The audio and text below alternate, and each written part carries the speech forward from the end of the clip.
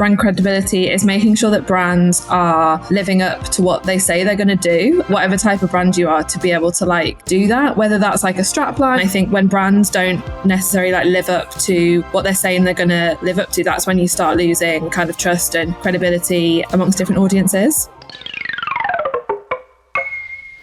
And the masters of credibility.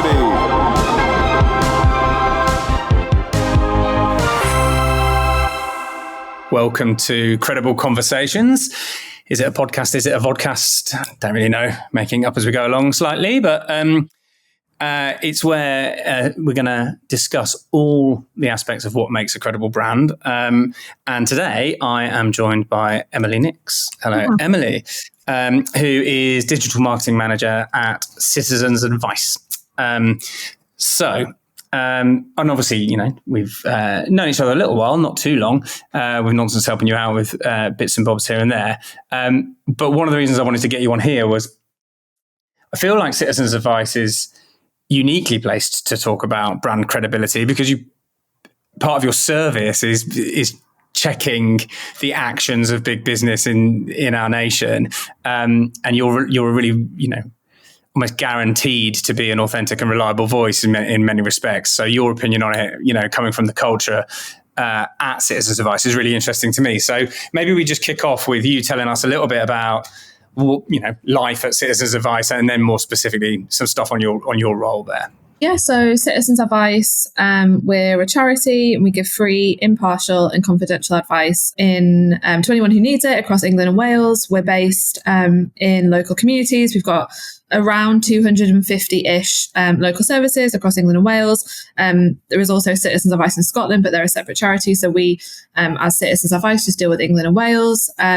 We give advice on a whole range of things. We are kind of here for everyone, whatever their problem. Yeah, so people can come to us with any question or issue that they have.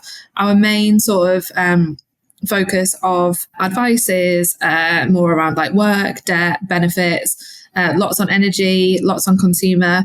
But all of our advice is completely free. It's you can get advice in kind of various different ways, whether it's over the phone, in person, on the website, as well as just our general advice giving. We also use our data to advocate for change, to make lives better for the people that come to us to help. That might be with decision makers in government, that might be with businesses, really making sure that they are we're advocating for the people that come to us for help. In terms of my role at Citizens Advice, I'm the digital marketing manager, and me and my team, and there are 5 of us, and we look after all of our national social media channels, so our Twitter, LinkedIn, Instagram, Facebook, TikTok, and YouTube. We also look after all of our paid advertising across those platforms and across other platforms as well, including out of home and offline. We also manage our national consumer awareness campaigns, which are funded campaigns to help people get advice on energy scams and general consumer issues as well. So we are a very small but very mighty team. Do a lot of work across various channels. Yeah, as we were speaking just then, it becomes really apparent because you guys are trusted to give advice by virtue of who you are, that credibility must be a really important thing for the brand of Citizens Advice. So can you tell me a bit about what brand credibility means to you and Citizens Advice?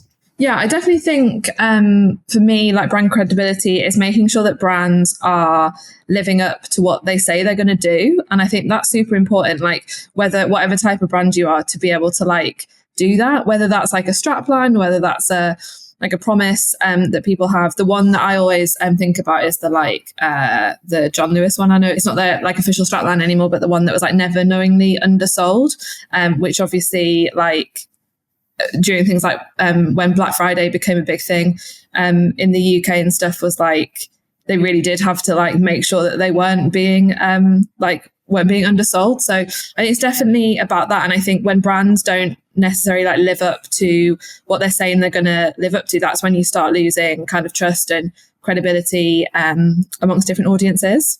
Yeah, couldn't agree more. That's something I've banged on about a lot, and I love the John Lewis example. Actually, as promises go, it's very, very, very succinct and tight. It's very specifically about price. I'm sure, as a brand, they make a lot of other promises. You're going to get a premium retail experience and stuff like that. But yeah, it's a really good example, and I love the Black Friday thing in terms of how hard they would have had to have worked in order to keep that. I do think a good brand promise should make you work hard at times. If you can keep it without having to try, it's not much of a promise. Okay, well, that's good, because we'll talk about meaningful promises as one of the three things we're going to talk about. As you know, I've spammed you with nonsense this whole what makes a credible brand story and our 6 pillars of what it is that makes a credible brand. So yeah, just to recap on what we mean by meaningful promises in our little definition of our pillar. And I'm going to read it off my phone, which will look awful on camera, but I'm sure we'll edit around it. We say that the most credible brands promise things that they can deliver, but also that challenge the business to do better. It means really listening to and understanding customers so that we can shape ambitious promises we can evidence now while committing to actions to deliver on them better in future. So that's what we're going to talk about. I've got a few questions for you about it. First question, let's start with meaningful promises and think about what is the promise as you see it, or even as it is enshrined in your brand guidelines or whatever, that Citizens Advice make to, I guess, British consumers is your audience, right? Yes, our kind of brand promise has definitely evolved, but at the very core, it's that we are here for everyone, whoever you are, whatever your problem. And that's super important, because anybody can come to Citizens Advice. You don't need to, there's no criteria for getting help. It's always free, it's always impartial, and it's always confidential. And alongside that, we've recently just launched our first ever brand campaign, which I think it's quite shocking that we've got to 85 years without really having to do much sort of like brand awareness activity. And that's around very much about how Citizens Advice is the people's champion. So that encompasses our advice work. So obviously, we're here to help people, equip them with their rights, and empower them to kind of solve their problems. But also, like I said previously, we're like advocating for our clients, always standing up for them, making sure that the people that are coming to us for help, we're using that information to make the world a better place. There's so many things that, because we're such a massive organisation, we're across England and Wales, we've got this huge heritage, this huge history of 85 years of being there at times of like big changes and big things that are happening in the world and things like that. But at the very core, it's those two things that we try to do through all of our kind of brand work. Yeah. I think we see brands, they like to believe that they only making one really succinct brand promise. If you work in the brand team, and that's the one that's in our document and we all believe in it. But really, every organization has made a bunch of promises over the years and is constantly making more. So it is nice the way that you explain that in terms of the evolution of it over time. I didn't know that much about the lobbying aspect of what Citizens Advice do as well. I in my head, the brand was very one-to-one with the consumer, and you're almost like a resource bank that understands rules and the way things work, and you could help me with that. Because in some sense, it's very broad as a promise. Yeah. Will help anyone with anything is incredibly broad. Is there stuff that you don't help with? Like, so I can't think of an example. Maybe I've borrowed money off a loan shark or something and I'm worried. It's like, there must be stuff where you just refer me to the cops or whatever. No, so it really is like, whatever your problem, our advisors will help you as best they can. Like obviously, some people's problems will not have a solution. If you are scammed, it's not always possible to get your money back, for example. But our team will always help you and kind of help you to as best they can. Okay, so in terms of how you're going about fulfilling the promise of being the people's champion, let's distill it right down to the way your recent ads have distilled it. How are you going about doing that right now? I guess I know about the one-to-one conversations that people can come and have with you and the lobbying that we just spoke about, but How are you going about that right now, and how are you seeking to improve the way you do that in future? Yeah, so like you said, obviously, we help millions of people a year, and our website has all our website advice has tens of millions of views a year. So definitely, kind of helping as many people as possible. And like you said, like from the using our data to advocate for change and stand up for consumers, or just stand up for everybody, not just consumers. From like a brand point of view, in terms of like being the people's champion, a lot of it is around that awareness piece of what citizens advice is. I think because we have this huge history and people kind of know us for various different things. So like a lot of people know us for legal advice. That's kind of like a key thing that people know about the organisation for. Actually, one of the big things we're doing to demonstrate to everybody that citizens advice is the people's champion is to show the absolute breadth of the work that we do. So, that's from like a lot of people don't know we help with energy, for example. A lot of people do just think we help with legal advice, and a lot of people, don't know you can get advice in different languages and things like that. So it's very much about demonstrating the breadth of the work that we do as like a first step. We've just launched our new brand campaign, which is at the minute it's digital based, and then we're launching some out of home activity in areas where we know we currently underserve people. So where we know there's like a lack of awareness of who we are and what we do, to make sure that everyone kind of we're reaching as many people as possible. And I think because we're a charity, we don't have huge amounts of marketing budgets. It's kind of very much a mix of like when we've done a lot of like campaigns work in the past, it's been very much like online activity. And this is kind of one of the first major things that we're doing in terms of like the brand for like out of home and outdoor activity, which is super exciting. I think we know that the campaign's not going to reach everybody, but it's definitely a journey that we're on. This is like the first step in it. Like, brand awareness, as takes years to change. So it's definitely a first step. And I think we are focusing on really putting the people that we help in front of center to demonstrate to people that we are here for everybody, and to make that bit particularly clear is like a first step. I love asking people who work for brands the question of how the brand going to get better at keeping its promise over time. And most of the time they talk about innovation and like new services that they're going to bring online and new things they're going to do. And miss the thing that you said, which we find we help brands with quite a lot, which is actually do some good product marketing, right? Like help people understand what you've already got. The issue for you is that you're probably able to deliver a lot more value to your customer than they are currently aware even exists. They literally, my impression of you before, we did the social media audit for you recently, before that work, it was, you're kind of like a legal advice, consumer advice kind of body. And I didn't really think that you would offer much help beyond that. Really interesting that you guys are just focusing on that. And feels like the right thing to do, because that will all help build brand.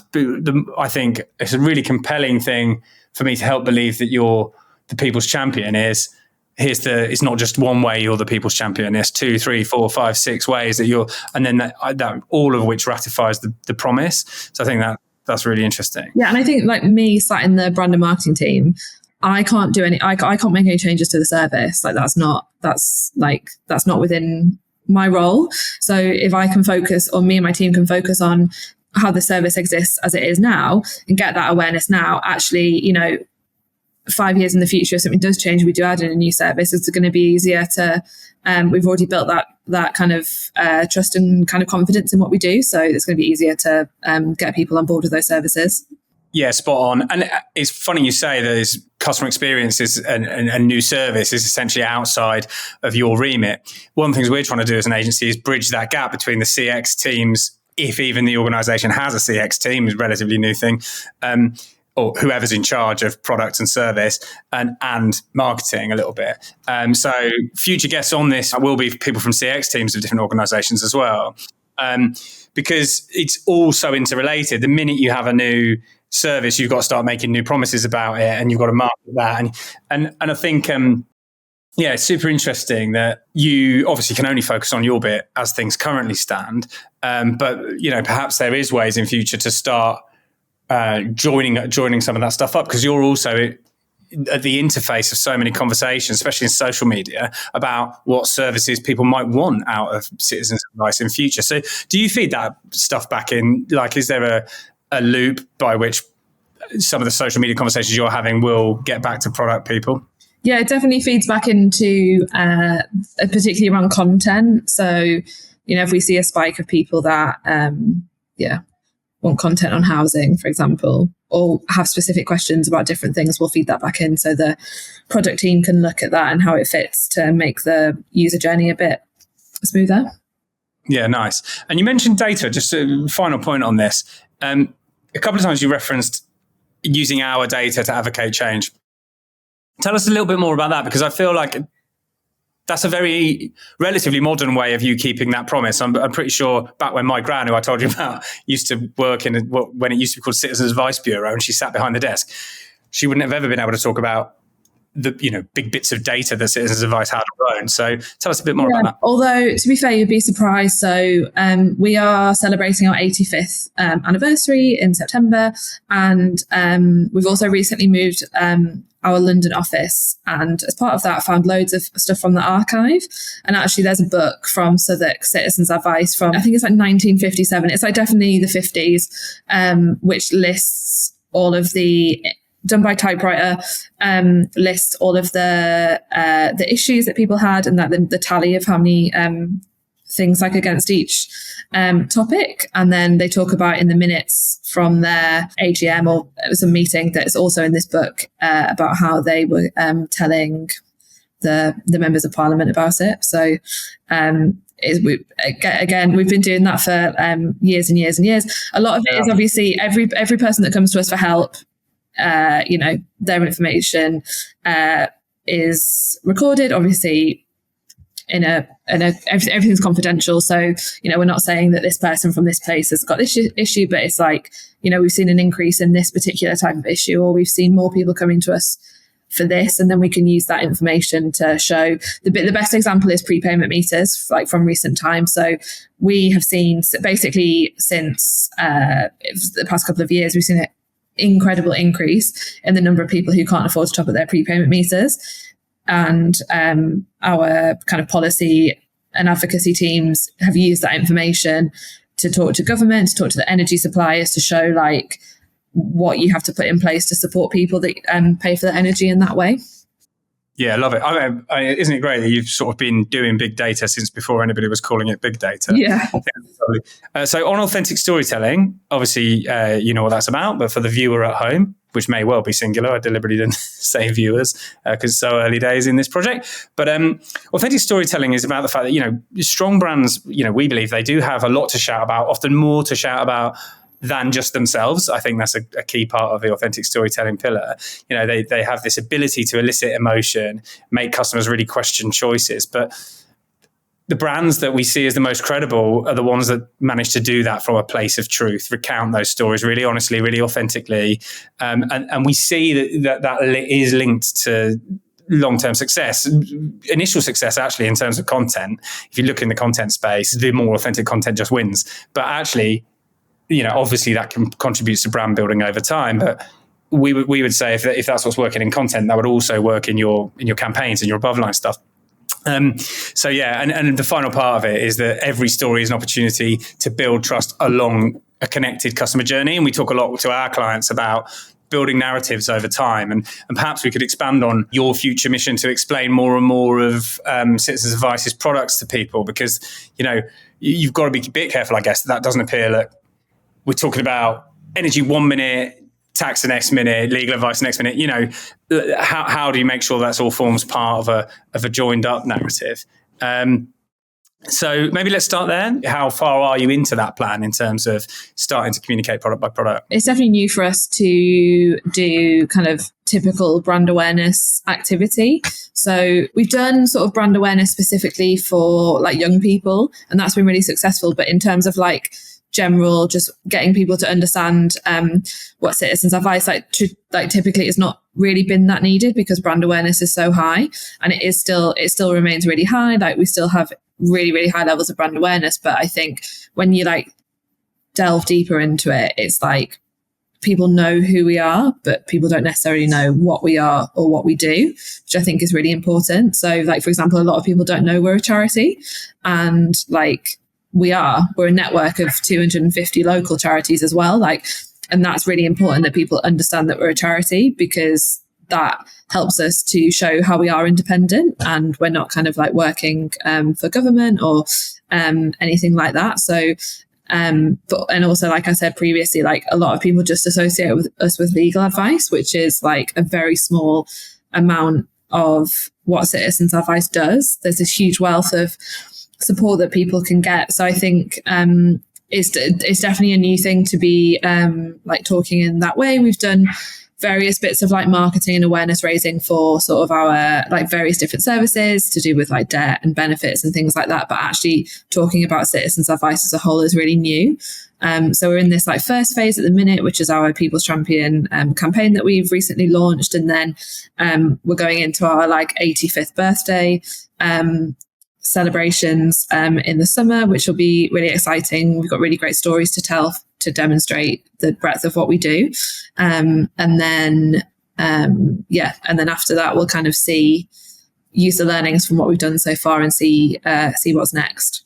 Yeah, and I think that's the thing. These narratives are fluid, right? Over time, you don't know how people are going to react to the stuff that you put out. I'm sure you'll get a lot of learnings out of the Above Line campaign. From my point of view, as long as you keep tying the story back to People's Champion, and regardless of which bit of your services you're talking about, you're then starting to build consistency in that narrative, and also go deep when you can go deep. You mentioned earlier putting customers in the comms or front and center in the comms that you do, and I want to touch on that later, specifically when we talk about TikTok, because one of the things that's really interesting about I'm not sure any people would have, even if I asked 100 people, are Citizens Advice on TikTok? Because you're seen as such a heritage brand, I'm not sure people would necessarily know that you are, but you've made incredible strides on that platform recently. So I'd like to talk a little bit about that. I mean, you're really thriving, right? Like 150,000 followers, is it? Something like that? Millions, over a million likes. 5, yeah. Amazing. You said, I presume that's what you ment when you referenced talking to a younger audience recently. So tell us a bit about that, that journey. Why TikTok, and what have you done and how's it gone? Yeah, absolutely any excuse to tell people about TikTok. So in October 2020, we did some brand research. We do sort of brand research a big piece of, we have ongoing research about the brand, but we have like a big piece of research sort of every 3 or 4 years. We did one in October 2020, which showed that although awareness of Citizens Advice is really high, and bear in mind that was obviously just after, it was actually right in the middle of the pandemic. So actually we had maybe expected a bit of a dip in awareness just because all the high street locations had to close for lockdowns and social distancing. So we did this big piece of research that showed although brand awareness is really high, actually amongst young people it was really low.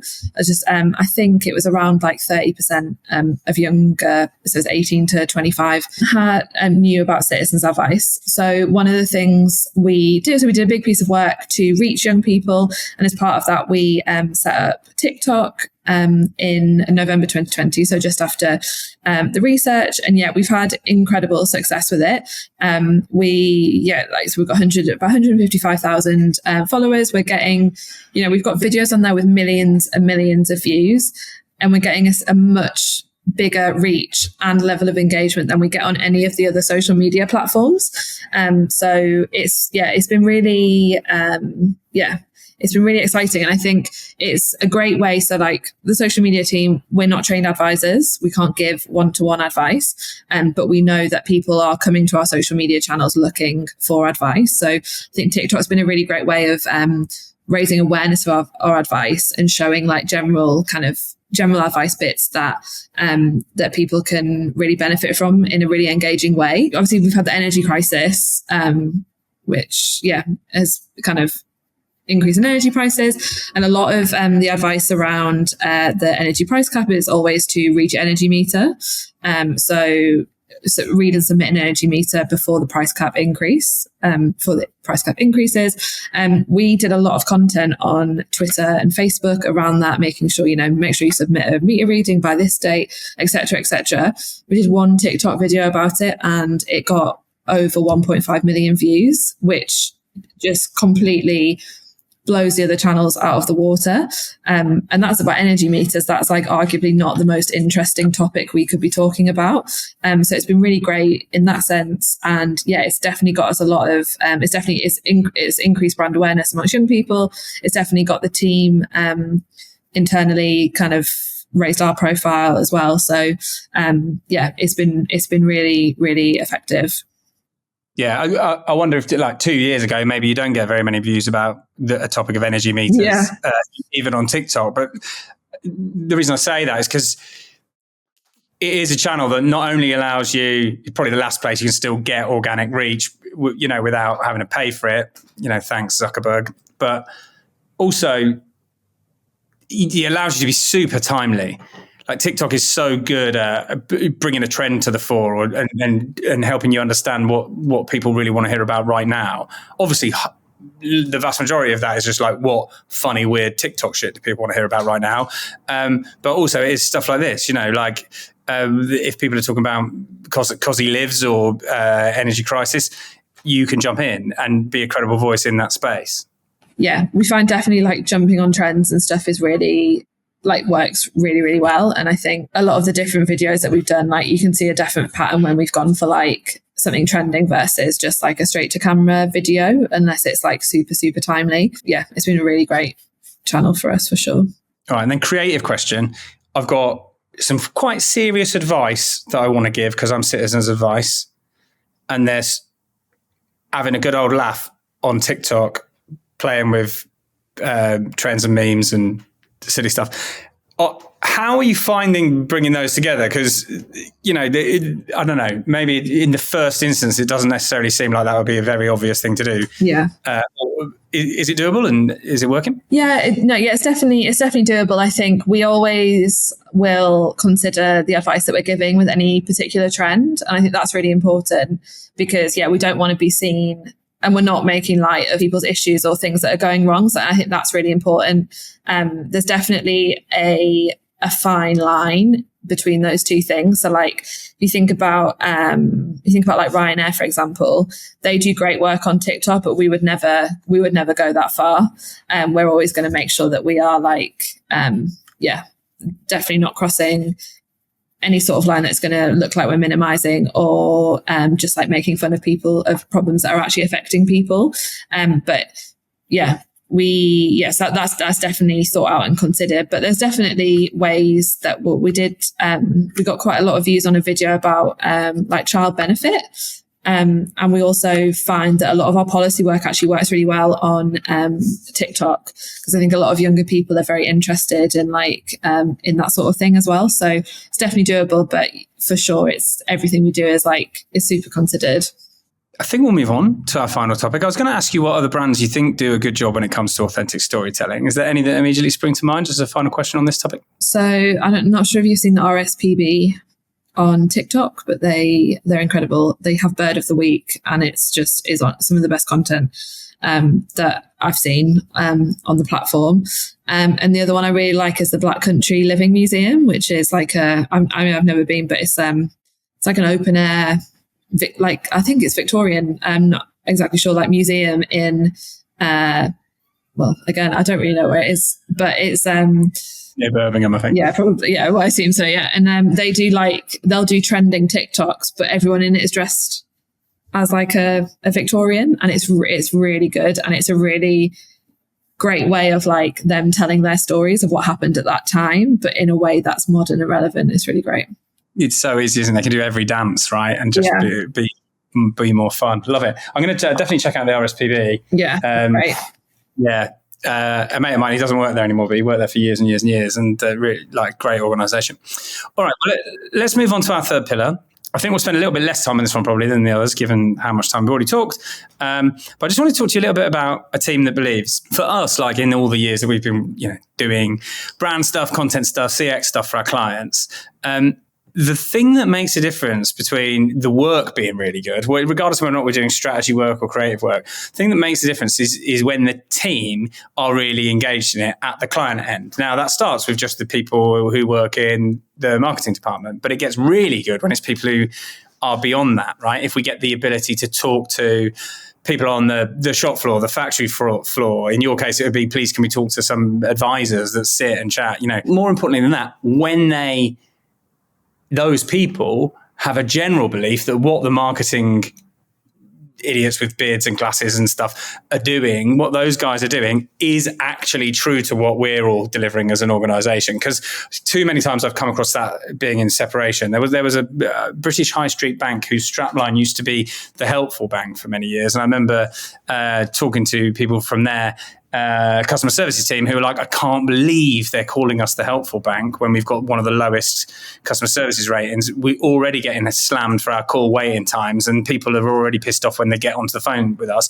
And now they're just throwing the strapline back in our face in every single conversation. So that's what we mean by a team that believes. It's about not only having people who are happy in their job, but people who really believe in what the brand is trying to do, what the promises are, and how the brand is living those promises out. And yeah, some of that is about making sure you do the internal comms stuff to get people understanding that, but also just involving them in the process of shaping propositions and creatively ideating things. So obviously this quite relates to the previous pillar of authentic storytelling in your case, because Citizens Advice have made a very good fist of including people who work for Citizens Advice in the content. I mean, you've almost shortcutted that whole process and just gone, here you go, we'll just put those people in the content. So I'm really keen to hear more about that. If you just tell us a little bit about what you've done in that respect. Yeah, to be honest with you, that was kind of by accident. We did at the kind of very start of TikTok try to get people from like other teams. So we had like a big range of people that were in it. We're in video, so it wasn't always the same people, but I think practically like everyone's really busy. When something's not someone's job, it can be harder for them to like get them to do it. And obviously like not everyone wants to be on camera and things like that. So it was very much by accident. And I think once we started just using the same people, which is just the team, it's just the four of us in the team in the videos, then we sort of got, people, kind of almost turned into like characters that we use on that platform. So I think it definitely helps us come across as more authentic, because it's always the same people. Like you can see the kind of, you can go back to 2020 and see the same people in TikToks then as well. So I think it definitely shows us as more credible and authentic. And I definitely, it's definitely worked quite well with us. But I wish there was some sort of like magic way that we did it, but it genuinely was just by accident. Well, a happy accident. Yeah. And it's clearly worked. I guess I can see how it's worked from a content perspective, because you can see how the content's performing. What I'm interested in with regards to this pillar in terms of building a team that believes internally, what's it done for the people who are actually in the content? How are they feeling about it now? Has it made them, do they feel more involved, better at their jobs, that sort of thing? Yeah, I think it definitely helps us to it gives them more ownership over the content, because they're sort of like I said, they're like these characters that are like kind of weaved throughout the whole thing. So it's definitely helped in terms of ownership and autonomy and things like that. And I think when someone has ownership over what they're doing, then they're probably going to both enjoy it more about and also put a lot more effort in. So I think it's worked really well in that sense. We are a well-established team. Most of us have been at Citizens Advice for 3+ years. So a lot of us, we do really care about the brand. And I think the success of TikTok and the fact that we as a team have been very much front and center of that, both in the actual setting up TikTok, but also in the TikToks themselves, I think has really helped us to really kind of cement that. Yeah, nice and empowering. Would you extend it beyond your team in marketing and get people from around the organization in the content, do you think? Yeah, absolutely. We do get more. Other people do make TikToks for us, but like I said, it can be hard sometimes to get people to do a lot when it's not their job, because obviously it takes time. Like, it does take time, even though they're only really short videos, like it does take time to make and things like that. So we definitely got other people in them, but I think the sort of primary characters, as you will, are the brand and marketing team. That makes sense. And I think that is the sort of decision that would need to be made by, their, not even their line managers, but their department heads, about how can you free up time of this entire group of people in order to appear in content. But you could probably put together a pretty compelling business case for it, because it works and it has an internal benefit, right, for the actual team members. Be quite a fun little upsell deck to chuck in your manager's direction or whatever. Awesome. And what other stuff beyond that do you see internally at Citizens Advice in terms of how they make you guys all feel like you are the people's champions? What do you see from that respect? Yeah, I think we're very focused on the people that come to us for help, which I think is really important. And, all of our data work, basically all of our work that we do, sort of whether it's advice giving, whether it's the advocacy side, is very much focused on people that need help and the people that come to us. So, I think that the focusing on that and the impact that we have on those people really helps to kind of ground yourself in the work that you're doing and makes you feel like you're having, more of an impact on that. I think I've mentioned previously, we've just moved our London office. So we've got offices around England and Wales, but our kind of biggest office is our London office, and we've just moved it. And as part of that, we did a big design process to really turn the office into Citizens Advice HQ. And it's every room is named after a part of our history. There's pictures everywhere. It's branded, the colours and everything. It all looks really great. And there's so much about our history and our heritage and what the work that we do in there. I think that's really helpful. That's been really great as well, to just, having a meeting in a room about this really incredible volunteer from the 40s and stuff, to get people really involved in the work. Yeah, that's awesome. So I guess two really big things there. One, you seem like you're really good at sharing success stories internally, which is a drum that we beat quite a lot with our other clients. So many times brands will be amazing at helping customers out, and only the customer service team will even know that happened. And there's people in brand who could really do with knowing that stuff, because it's great storytelling opportunity. Even if you don't make it 100% public, you might take because you don't want to tell an individual story, you still might take the learning from that. Oh, we're really good at helping with this kind of problem. And then you can start playing that back out in comms. So I think that's really good. And heritage, an underrated thing, I think. A lot of brands forget just how much rich heritage that they've got, especially internally. Don't lean into it. So nice. All right. Well, I think that's distilled that down into a couple of nice points about a team that believes. So thank you for that. Here's what my discussion guide says to do next. It says, Rob, to play back a few key themes, and Emily can chip in with builds. So we'll have a bit of a go at that. I think, first of all, let's start with heritage, because we literally just mentioned it. For you, it seems like for you as a brand, it seems like it comes through how it's always been. You've lost the word bureau. But other than that, you're still the people's champions and have always been that role. So I think that's really interesting, because it plays into promise as well. If you're going to make a really big promise, saying you're the people's champions is no frivolous promise. You have 85 years of proof that you've been doing that to back that up. And I love the story about the little book of data from 1957, typewritten. That's a bit of content, isn't it? If wouldn't it be amazing to just take great shots of that and show customers that and here's how we're doing it now, because we just ran a survey about energy prices or whatever. You could really tell that story. So I love the heritage thing coming through for you guys. I think it's really, really strong. And then this idea of real people in the stories, I think that's really interesting. I think brands can shy away from it because it sounds like it's going to be boring. You're just telling, it's just a case study. And we've all watched really boring case study films before.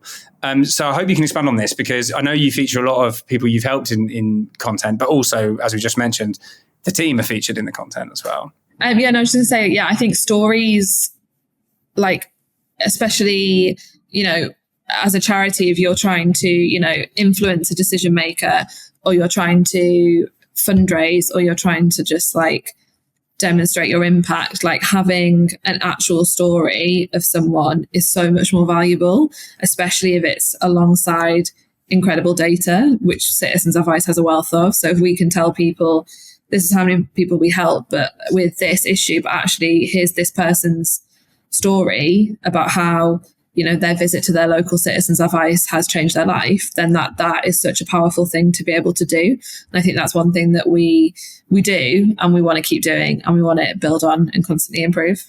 Yeah. I wonder why people don't do it as much. Because like lots of organizations could do that. Yeah. Tell their success stories. I think maybe it just doesn't seem glamorous. Yeah. And I think getting people to tell their stories can be hard as well. Yeah. Maybe there's something about the way a traditional creative agency works, right? First of all, we want to have the idea. So, and real people, it isn't a sexy idea to creative teams. And then second of all, the way we make content is awesome, cool director, wicked animation, all this badass shit. Like we want to do that, which is not the same skill set as I'm a really good like documentary filmmaker and I can eke out great stories out of a person and make them feel really comfortable. Because we've done bits of both over the years, just because of where we sit, I guess, in the agency mix. And one thing, Will, who you met before, like he's so good at getting those real stories out of people. We've done a lot for Cancer Research UK, and that's super sensitive, like getting those people to tell their stories.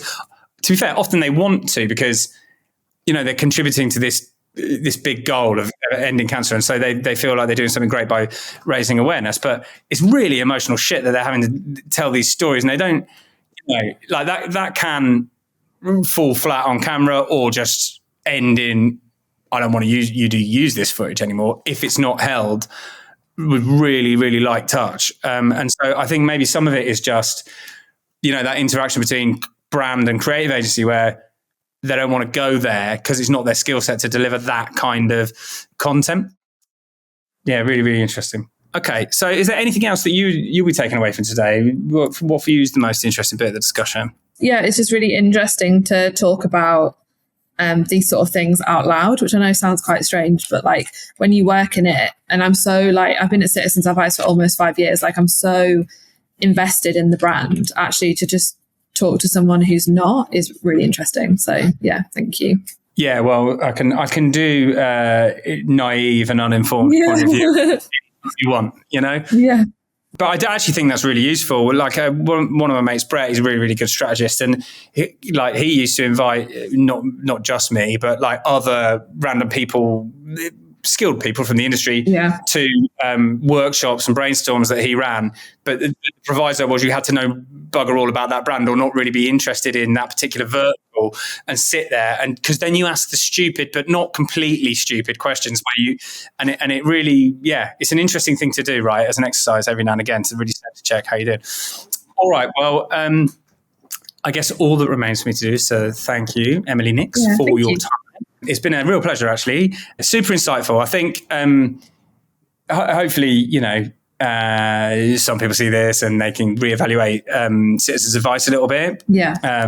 So anyone watching, do go check out that recent campaign and go and see what the guys are doing on TikTok because it's fantastic stuff. We'll be back soon with another episode. How soon? Not sure. Who'll be in it? Don't know. Although I have had quite a few people say yes. So very excited about that. And that's it. Thanks very much.